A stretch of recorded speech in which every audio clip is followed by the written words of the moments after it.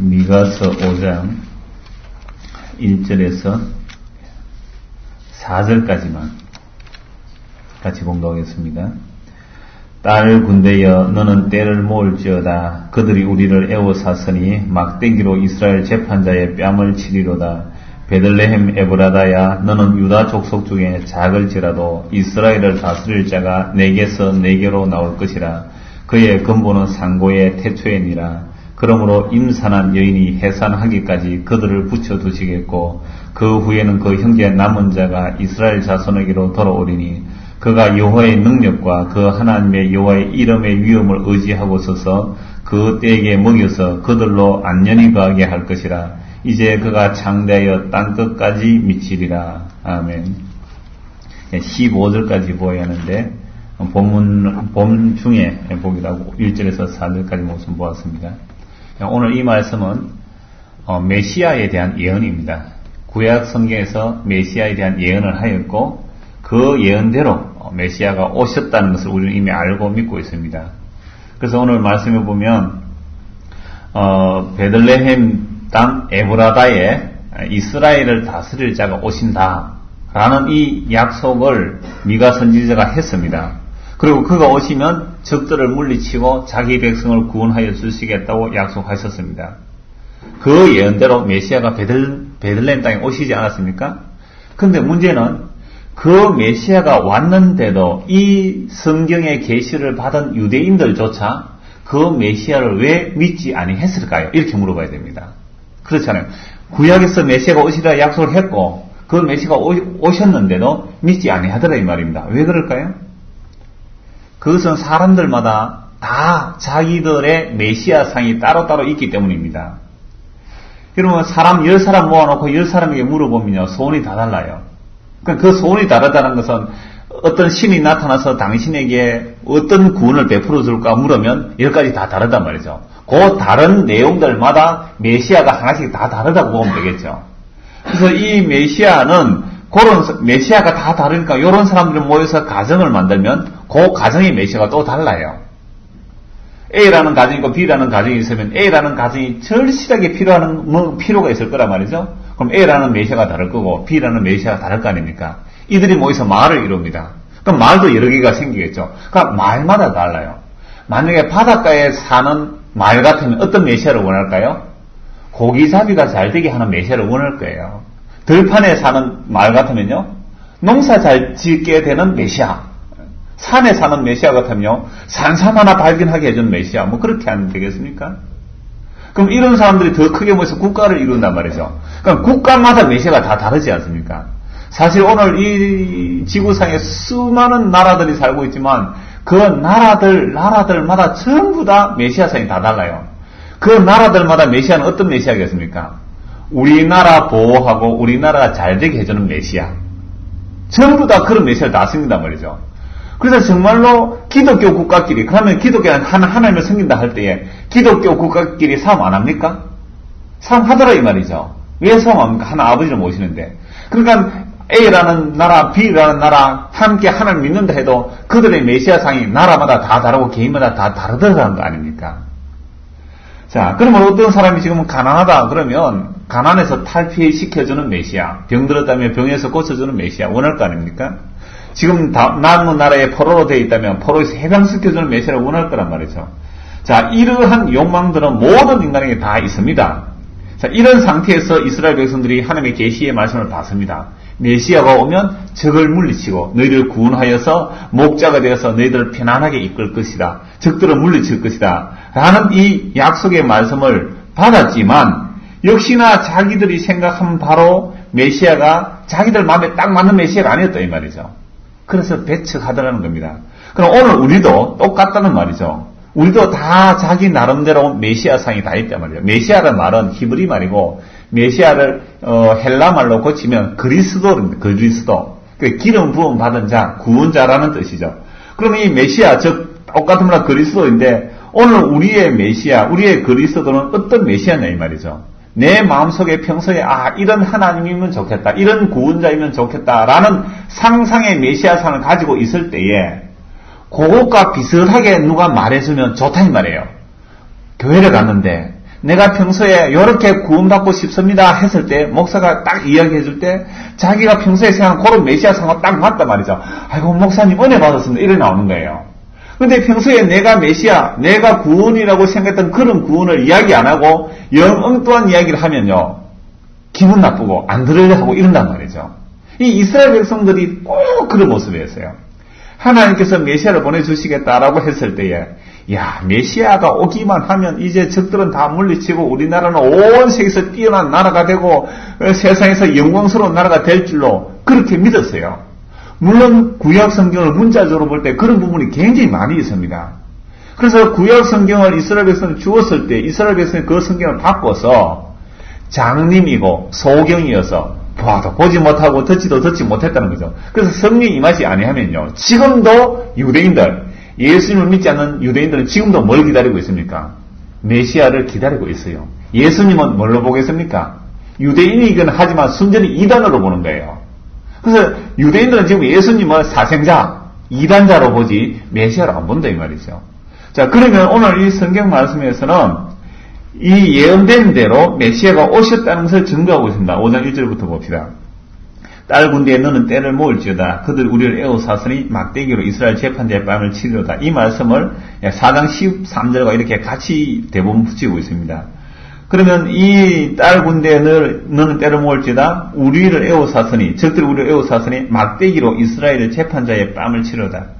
이스라엘의 재판자 또는 왕, 이 지도자가 적에 의해서 수치를 당하는 것이죠. 이걸 좀 비약시키면 메시아가 뺨을 맞는다라고까지 비약을 한다면 좀 무리라고도 보기도 합니다. 그래서 메시아가 고난받을 때 메시아가 그 적들의 유대인들에 의해서 뺨을 맞지 않습니까? 침뱉음을 나고 이렇게도 볼 수도 있죠. 자, 그런데 고 2절부터 이어지는 말씀이 지금 이스라엘의 재판자 또는 이 당시의 지도자라고 할 수 있습니다. 지도자들이 포로로 잡혀가서 시드기야 같은 경우에는 바벨론에 포로로 잡혀서 그냥 눈이 뽑히고 잡혀가는 그런 비참한 시세를 당하게 되죠. 이럴 지경에 메시아에 대한 예언이 주어지는데 메시아가 어디서 태어난다는 겁니까? 일단 장소가요. 베들레헴 에브라다라고 말합니다. 이 베들레헴 에브라다라는 것은 베들레헴 에브락 유다 지파의 에브락 집안이 베들레헴에 살았다 이런 뜻이에요. 그래서 사무엘상 17장 12절 말씀 보면 다윗을 소개하면서 이렇게 말씀합니다. 다윗은 유다 베들레헴 에브락 사람 이세라 하는 자의 아들이었는데 라고 말하죠. 그냥 유다 지파 이세라, 그러니까 유다 사람, 유다 베들레헴, 유다 땅 베들레헴의 에브라 사람, 유다 지파 중에서 집안이 또 쭉 나눠지지 않습니까? 그 에브라 사람 중에 이세라 하는 자의 아들이 다윗이란 말이죠. 그러면 이 베들레헴은 누구의 고향입니까? 다윗의 고향이 되죠. 이 에브라다에서 이스라엘을 다스릴 자가 내게서 내게로 나올 것이라 라고 말씀하고 있습니다. 그럼 이 베들레헴 땅이 다윗의 고향이고 이곳에서 메시아가 나오는데 마태복음 2장에 보면 동방박사들이 별을 보고 왕이 태어나셨다 해서 그 별을 쫓아서 예루살렘까지 왔습니다. 예루살렘 와서 당연히 왕궁을 찾아갔죠. 왕이 태어난 별의 신호니까.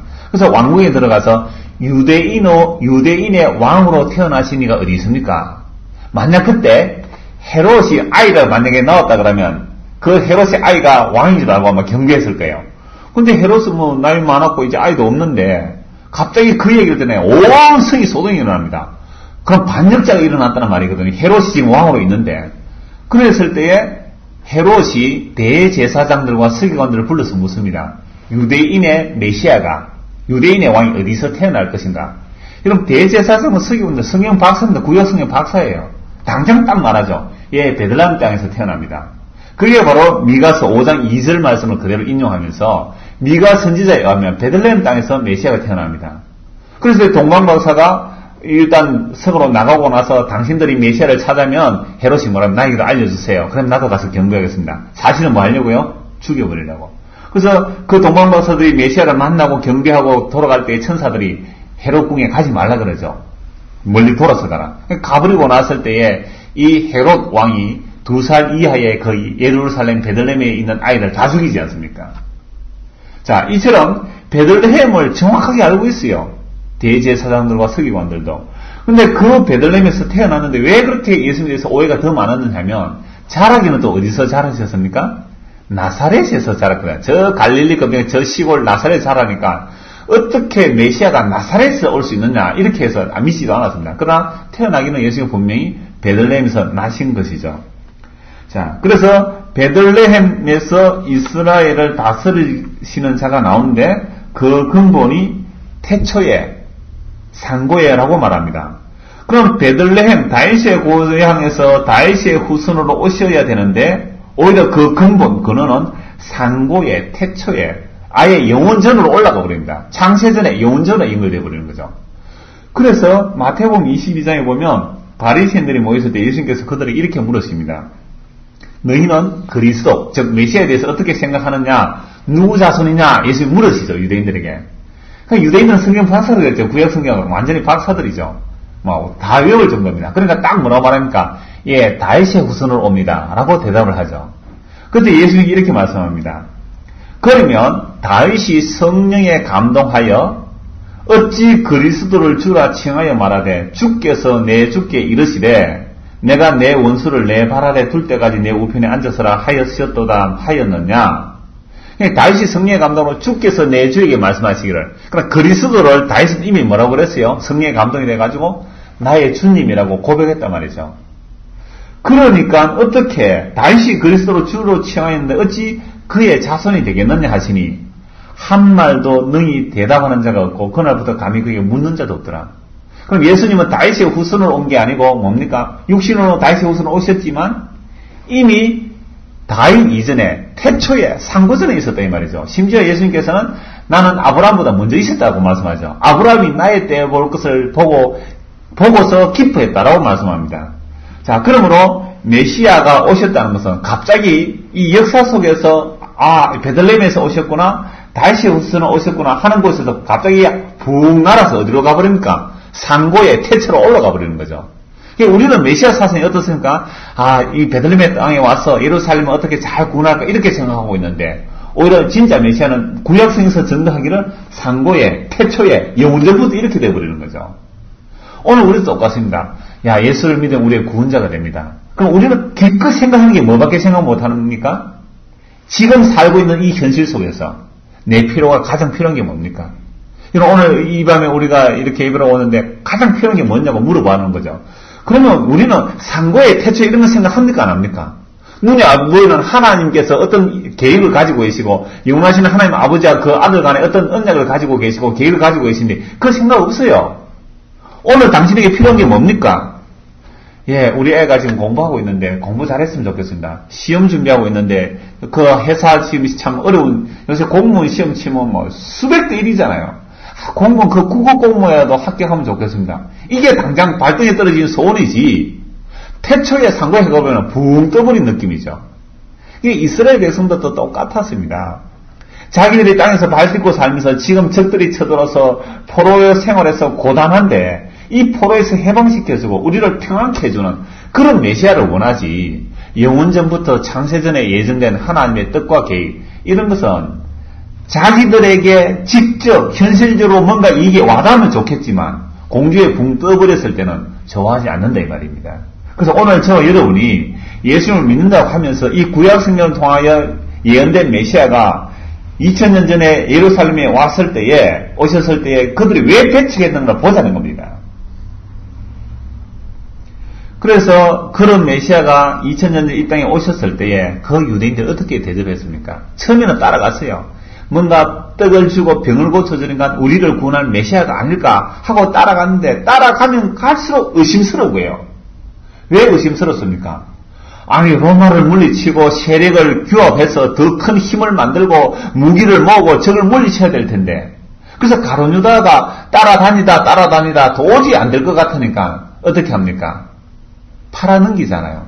어떻게 다른 사람들 이렇게도 봅니다. 유다가 예수님을 팔아넘기면 예수님이 그때 힘과 권능을 한번 떨치면서 하늘의 군대를 동원하든지 해서 한번 메시아로서 등장하지 않을까 혹시 이런 기대감도 했다고 추측은 할 수가 있죠. 왜? 그 당시 모든 이스라엘 백성들이 단식하면서 메시아 오기를 기다렸기 때문에 우리 방금 찬송가 그 104장 할 때에 메시아 기다립니다. 그 포로 생활 고달파 메시아 기다립니다. 얼마나 오랫동안 메시아를 기다려왔습니까?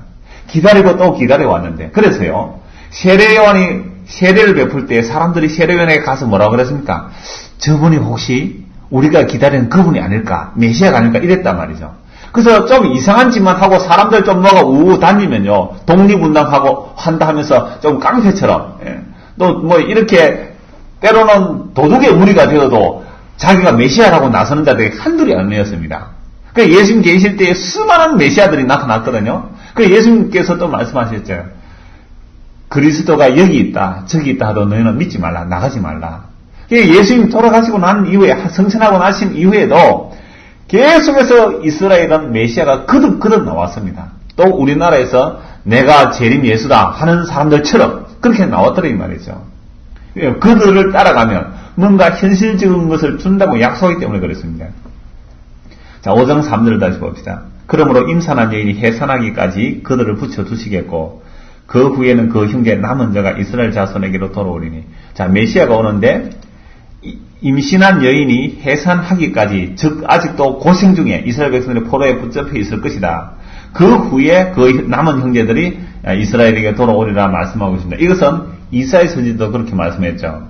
이사야 7장 14절에 보라 처녀가 잉타의 아들을 낳으리니 그 이름을 임마누엘이라 하리라. 자, 이 예언의 말씀이 주어질 때 이스라엘 백성들이 전쟁 중에 있었습니다. 그래서 하나님의 표적을 구하라. 하나님께서 너희를 구원해 주신다. 표적을 구하라. 우리는 하나님의 표적을 안 구하겠습니다. 믿음이 좋아서 그런 게 아니라 믿지 않아서 구하지 않았습니다. 이런 상황에서 어떻게 하나님 구하실까? 그래서 하나님께서 친히 징조로 준 예언이 뭡니까? 보라 처녀가 잉타하여 아들을 낳을 것이요 그 이름이 임마누엘이 하리라. 하나님 친히 징조로 주신 거예요.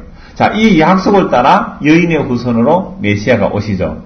메시아가 오셔서 하시는 일이 5절에서 나타납니다. 5절에서 4절에서 그 메시아의 역할이, 메시아 활동이 나타나는데요. 그가 여호와의 능력과 그 하나님 여호와의 이름의 위엄을 의지하고 서서 그 때에 먹여서 그들로 안전히 가게 할 것이라. 이제 그가 창대하여 땅끝까지 미치리라. 이 사람은 우리의 평강이 될 것이라. 자, 메시아가 오는데 누구 이름으로 옵니까? 여호와의 이름으로. 여호와께서 하신 일을 그대로 하시는 거예요. 그래서 예수 그리스도께서 여호와의 일을 다 하신다 이 말이죠. 여호와 하나님으로 이 땅에 오셔서 예수 그리스도께서 하시어 나가는 거죠. 그게 뭡니까? 그 이름의 위엄과 그 능력으로 일하시는데 자기 백성들을 먹이고 그들로 안전히 거하게 하고 그래서 그 메시아를 보는 사람은 뭐라고 합니까? 이 사람 우리의 평강이 될 것이라 라고 말씀하고 있습니다. 자, 그러면 이 이스라엘 백성들이 기다렸던 메시아는 여호와께서 이스라엘 백성들을 구원하러 이렇게 오시는데 보세요. 그 근본이 어디라고요? 상고의 태초예고 또 그들을 구원하는데 여호와의 이름으로 오신단 말이죠. 자, 이렇게 보니까 이 땅의 현실에서 더 나은 삶을 구했던 메시아 사상이 하늘로 붕 떠버리더라 이 말입니다. 그래서 예수님께서 오셨을 때 이스라엘 백성은 제일 못 믿는 게 뭡니까? 내 나라는 이 땅에 속한 것이 아니라 했을 때에 이스라엘 백성들은 예수님을 배척했습니다. 내 나라는 이 땅에 속한 것이 아니라. 오늘 우리의 구원과도 그렇거든요. 구원이라는 것은 일단 이 땅에서 내 현실 속에서 더 나은 삶, 좀 더 어제보다 오늘이 낫고 오늘보다 내일이 좀 더 나은 삶을 계속 원해요. 아픈 사람은 오늘보다 내일이 좀 더 건강해졌으면, 가난한 사람은 내일 또 좀 더 부자가 되었으면, 교회가 작은 교회는 내일 좀 더 큰 교회가 되었으면, 나라로 본다면 우리나라가 내일 좀 더 강한 나라가 되었으면 그렇게 마구마구 달려가지 않습니까? 이 세상에 자속이라는 건 없어요. 미국 같은 경우에 세계 최고의 강대고 가장 잘 사는 나라이지 않습니까? 그러면 미국 나라가 이만하면 됐다 그러겠습니까? 그렇지 않습니다. 미국의 케네디 대통령인가 아마 그랬을 거예요. 미국이라는 이 거대한 덩치가 제대로 유지하기 위해서라도 달려야 된다 그랬습니다. 멈춰버리면 다 무너지는 거예요. 그러니까 인간은 지족이 없습니다. 그러나 성경에서 뭐라 합니까? 먹는 것과 입는 것이 있는 줄 족한 줄 알라. 자족하는 것이 경제에 큰 유익이 된다고 말씀하잖아요. 근데 자족할 수가 없는 거예요. 끊임없이 땅의 현실 속에서 더 나은 삶의 구원을 말하고 있습니다. 그러므로 메시아가 오셔서 구원한다는 것은 이 땅에서 살면서 좀 더 나은 삶, 나은 희망을 이야기하는 게 아니고 아예 이 땅 자체에서 구원하는 것을 말씀하고 계시거든요. 갈라디아서 이런 말씀이 있습니다. 1장 4절 5절 말씀 보시면요. 그리스도께서 하나님 곧 우리 아버지의 뜻을 따라 이 악한 세대에서 우리를 건지시려고 우리 죄를 위해 자기 몸을 들이셨으니 영광이 저에게 세세토록 있을지어다. 아멘. 그리스도 메시아가 오셔서 하나님 아버지 뜻을 따라 이 땅에서 뭐 하신다고요? 이 악한 세대에서 우리를 건지려고 오시는 거예요. 이 악한 세대 속에서 좀 더 나은 삶, 좀 더 괜찮은 삶, 좀 더 바른 삶을 살도록 하시는 게 아니고 아예 이 땅에서 그냥 쑥 뽑아 올려버린다 이 말이죠. 이게 메시아가 와서 구원하는 거죠. 근데 유대인들은 어떻게 기다렸고요? 메시아가 오기만 하면 적들은 물러가고 우리는 이 땅에서 행복하게 우리만이 최고로 멋있는 나라가 되어서 강대국이 되어서 다른 나라를 오히려 지배하고 다른 나라를 우리가 굴복하며 그런 힘있는 나라로 살겠다는 기다렸단 말이죠. 근데 예수님 오셔서 어떻게 말씀하십니까? 아니야. 그런 사고방식 자체가 죄라. 너희들은 쑥 뽑혀 나와야 된다. 이 세대로부터 구원받아야 된다. 그래서 골로새서 말씀에 너희는 땅의 것을 생각하지 말고 위의 것을 찾으라. 이게 메시아가 오늘도 우리에게 주시는 말씀이란 말이죠. 근데 오늘 우리의 구원과는 어떻습니까? 오늘 교회에서 선포되는 구원이 어떤 구원이 선포되어 있습니까? 예수 믿고 천국 가는 것은 따놓은 거고 그런 것은 이미 다 졸업해 놓은 것이고 그 다음에 뭡니까? 이 세상에서 어떻게 하면 예수 믿는 자로서 더 영향력 있는 삶, 더 나은 삶, 더 부러워할 만한 그런 삶으로 달려가고 있으니까 유대인들의 구원관이나 오늘 우리들이 살고 있는 구원관이나 별 다를 바가 없어요. 그러나 자기 메시아는 다 따로 있다 이 말이죠. 이렇게 살고 있다가 예수님 재림하시면 예수님 재림하실 때 그 메시아와 우리가 기다리는 메시아가 달라버린다 이 말이죠. 그래서 예수 그리스도가 배척받는 것을 보게 됩니다. 자, 그러므로 오늘 저와 여러분이 이 세상에서 보이지 아니하는 하늘의 현실을 믿고 이 땅의 현실을 부정하면서 살아가는 것, 이게 바로 메시아를 믿는 믿음입니다. 이건 성령이 임하지 않고는 그렇게 될 수가 없어요. 누가 땅에 보이는 현실을 부정하면서 예수님이 약속하신 눈에 보이지 않는 그 약속의 세계만을 현실로 인정하며 살겠습니까? 이건 성령이 아니면 가르쳐서 될 일이 아닙니다. 하자 해서 될 일이 아니다 이 말이죠.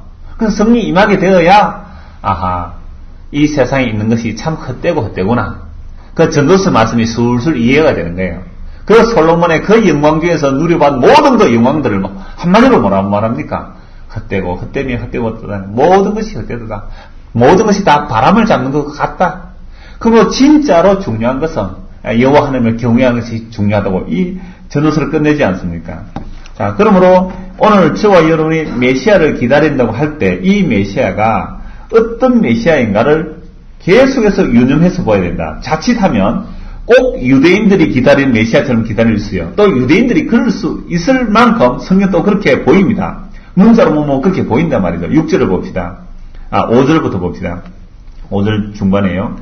아수르 사람이 우리 땅에 들어와서 우리 궁들을 밟을 때에는 우리가 7 목자와 8 군왕을 일으켜 그를 치리니 그들이 칼로 아수르 땅을 황무케 하며 니므롯 땅의 의기를 황무케 하리라. 아수르 사람이 우리 땅에 들어와서 우리 지경을 밟을 때에 그가 우리를 거기서 건져내리라.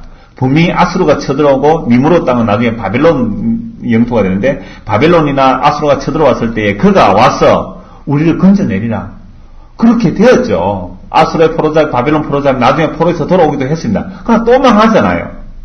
자, 7절에 야곱의 남은 자는 많은 백성 중에 있으리니 그들은 여호와에게로서 내리는 이슬 같고 풀 위에 내리는 담비 같아서 사람을 기다리지 않으면 인생을 기다리지 아니할 것이며 야곱의 남은 자는 열국 중과 여러 백성 중에 있으리니 그들은 수풀의 짐승 중에 사자 같고 양떼 중에 젊은 사자 같아서 만일 지나간 적 밟고 찢어내 능히 구원할 자가 없을 것이라. 내 손이 내 대적에 들려서 내 모든 원수를 진멸하기를 바라노라. 이 말씀은 아수르와 바벨론이 쳐들어왔을 때 그들을 물리치고 구원해준다는 말씀을 1차적으로 합니다. 바벨론 포로에서 돌아오기도 했습니다. 자, 그때에 야곱의 남은 자가 돌아오죠. 바벨론 포로 잡혀갔다가 돌아온데 야곱의 남은 자인데 이것은 지난번에 몇 번 말씀드렸습니다. 자, 이렇게 야곱의 남은 자가 돌아올 때에 포로로 잡혀갔다가 돌아오는 모습이 어떤 모습이었습니까? 저는 자, 소경, 그 다음에 해산하는 자, 잉태된 자. 즉 자기 힘으로 돌아오지 못하는 곳으로 돌아오더라 이 말이죠. 그래서 이들이 구원받아서 오는 자들의 모습인데 이들의 특징이 두 가지입니다. 첫째는 사람을 믿지 않습니다. 인생을 기다리지 않고 사람을 기다리지 아니하는 사람입니다. 오직 하늘에서 이슬과 단비가 내리는 것처럼 하나님의 구원만을 바라보는 사람이 되는 거예요. 바벨론 포로로 잡혀가서 돌아오면서 하나님의 구원만 의지하게 되는 거죠. 그러니까 메시아 사상이 달라진다 이 말입니다. 포로로 잡혀가기 전에는 하나님 빨리 메시아를 보내서 적을 물리쳐 주시고 우리가 온 세상에서 우뚝 선 나라가 되게 하소서 했는데 포로로 잡혀가서 돌아오면서는 무엇을 의지하지 않고요. 그런 인간 지도자 믿지 않는단 말이죠. 왜 인간 지도자 세워놨더니 뭐였습니까? 뇌물을 위하여 재판하고 삭을 위하여 교훈하고 돈을 갖고 점쳐주는 이런 모양이 되더래요. 그래서 사람을 기다리지 않고 인생을 기다리지 아니하고 하나님만 의지하는 자들이 진짜 메시아의 구원을 받은 자들은 말이죠. 그리고 또 한 가지 이들은 뭡니까? 온 땅의 세상, 온 땅을 심판하는 자로 나타납니다. 이게 바로 창세기 12장에서 하나님께서 아브라함을 약속하신 그대로의 약속이에요.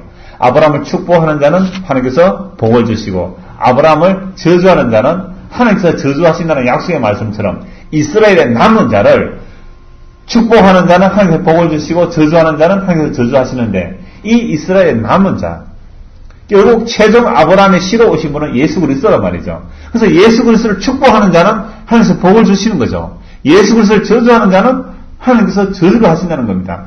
이것이 다 사실 그리스도 안에서 성취가 되었습니다. 자, 이렇게 야곱의 남은 자들이 죽게로 돌아올 때에 이들은 인생을 의지하지 않고 인생을 의지하기 때문에 정말 구원하신 주님만 바라보게 됩니다. 이들은 또한 세상에 대해서 심판한 자의 모습으로 함께 나타납니다. 자, 이런 사람들이 그러니까 구원받아서 돌아오는 자, 야곱의 남은 자들의 모습하고 신약을 보다가 보니까 그 특징이 꼭 같은 모습이 나타나요. 누가복음 14장에 보면요, 하나님께서 예수님께서 잔치를 베푸는 비유를 하죠. 이 잔치의 비유는 하나님이 잔치를 벌렸다 이렇게 보시면 됩니다. 어떤 사람이 하나님의 나라에서 떡을 먹는 자가 복이 있습니다라고 하니까 예수님께서 이런 비유로 말씀하셨는데 어떤 사람이 큰 잔치를 베푸는 거죠. 우리 잘 아는 비유 내용입니다. 큰 잔치를 베풀었는데 초대하러 보냈습니다. 처음에 초대하러 갔더니 초청받은 사람이 뭐라고 말합니까? 나는 오늘 밭을 사가지고 밥 보러 가야 된다고 안 오고, 어떤 사람은 소를 사서 소 시험해보야 되는데 안 오고, 어떤 사람은 장가 간다고 안 온 거예요. 초대받은 사람이 안 왔습니다. 잔치는 벌려놓았는데 주인이 화가 나가지고 길거리에 가서 탁 치는 대로 사람을 데려오라 그랬습니다. 그래서 종이 돌아와 주인에게 그대로 고하니 이에 집주인이 놓아여 그 종이 이르되 빨리 시내와 거리와 골목으로 나가서 가난한 자들과 병신들과 소경들과 저는 자들을 데려오라 했습니다. 구약에서 지금 우리 포로로 잡혀갔다가 돌아오는 자들의 모습이 미가서라든지 예레미야서라든지 보면은 저는 자, 소경, 해산하는 자, 가난한 자, 헐벗은 자, 그냥 자기 힘으로 돌아오지 못하는 자들이에요. 근데 하나님이 지금 잔치를 벌여놓았는데 초대한 자는 안 왔다며. 이 초대한 자는 누굽니까? 유대인들이거든요. 그냥 나가서 아무나 데리고 오너라. 나가서 이방인이든 죄인이든 세리든 막 데려온 거예요. 그래서 그 특징들을 뭐라고 말하고 있느냐 하면요, 가난한 자, 병신들, 소경들, 저는 자들, 이들이 잔치에 참여하게 된 겁니다. 물론 마태복음에서 보면 이들 가운데서 뭘 또 입지 않는 자가 있어요? 예복을 입지 않는 자는 쫓겨나죠. 왜? 자기는 그렇게 막 끌려온다고 다 별 볼일 없는데 자기는 괜찮아 보였겠죠. 그래서 예복 안 입었지 않겠습니까? 그래서 하나님의 구원을 받은 자의 모습은 절대로 자기를 의지하지 않습니다. 물론 다른 사람도 의지하지 않죠. 그리고 하나님의 구원만 기다리는 자는 하나님의 심판을 받은 자의 모습입니다. 저는 자, 약한 자, 쫓겨난 자의 모습이 된다 이 말이죠. 그럼 왜 하나님께서 이렇게 구원하실까요? 자, 처음에 시작할 때 우리 모든 사람들은 다 무슨 사상을 가지고 있다고요? 메시아에 대한 나름대로의 상을 다 가지고 있습니다. 그 메시아에 대한 나름대로의 상들을 다 조사해보면 결국 어떤 메시아 상이 나올까요? 내가 어떤 신을 믿어주든지 메시아를 믿어줄 때에 그 메시아가 나에게 뭘 해주기를 원합니까? 첫째는 힘이죠, 힘. 여러분, 오늘 이 자본주의 세상 속에서는 메시아를 믿어줄 때 메시아가 나에게 뭘 해주면 좋겠어요? 돈 많이 줬으면 좋겠다, 이 말이죠. 왜? 자본주의 사회는 자본이 힘입니다. 자본이 곧 신이 되어 있습니다. 그럼 어떻게 하든지 힘이 있으면 좋겠다, 이 말이죠. 그럼 옛날에 이스라엘이 지금 다른 나라에 포로로 잡혀갈 때에 이스라엘의 메시아는 어떤 메시아가 오면 좋겠어요? 힘 있는 메시아. 그래서 말과 병거가 많은 메시아. 그래서 다른 나라로 확 쓸어버리는 그런 힘 있는 메시아를 기다렸는데 메시아가 어디에 왔습니까? 유다 땅 베들레헴, 아주 작은 유다 지파 속에서도 가장 작은 그 에브라 지파에 에브라 족속에 그 에브라 가족, 그 조그마한 별 볼이 없는 그 베들레헴 땅에서 오시더라 이 말입니다. 그리고 여인의 후손으로 오신 거죠. 한 아기로 태어났습니다. 그러나 아무도 뭐 보잘것없는 거예요. 메시아가 온다면 힘 있는 능력으로 와서 적을 물리치고 자기들 이 현실 속에서 구원해주는 그런 메시아가 올 줄 알았는데, 그래서 여러분들 구약 성경에서 메시아의 뜻을 잘 몰랐기 때문에 이 이스라엘 백성들이 메시아를 배척했는데, 오늘 저 여러분이 성경을 통해 예수님 잘 모르게 되면요 응도한 메시아 기다리고 있는 거예요.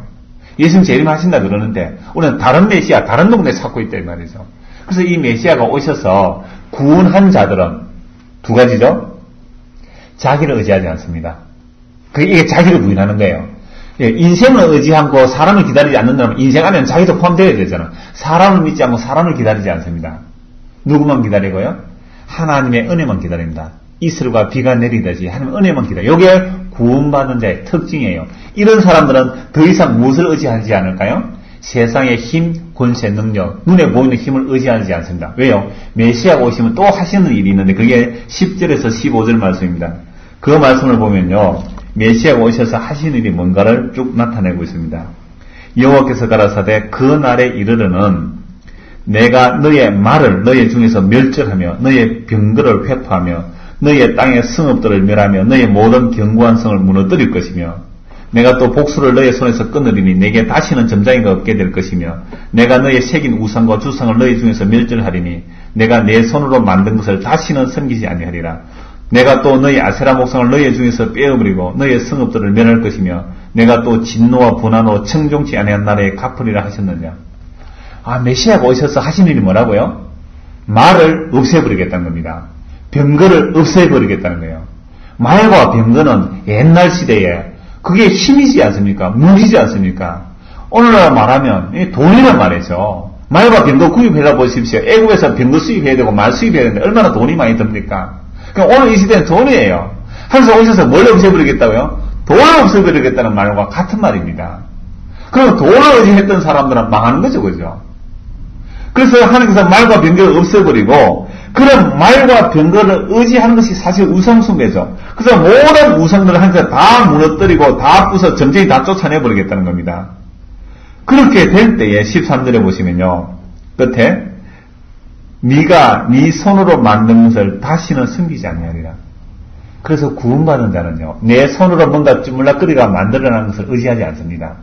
내가 뭔가 보암직하게 하나님 이거는 내가 잘했죠 하고 뭔가 만들어서 하나님 보세요 하는 그것을 의지하지 않는 거예요. 우상을 의지 않고 자기 힘을 의지 않고 보이는 힘을 의지하지 않고 오직 하나님께로부터 오는 은혜만 기다립니다. 이게 메시아의 예언을 믿게 되고 이 메시아를 제대로 알아보고 믿은 자들의 모습, 이게 야곱의 남은 자들입니다.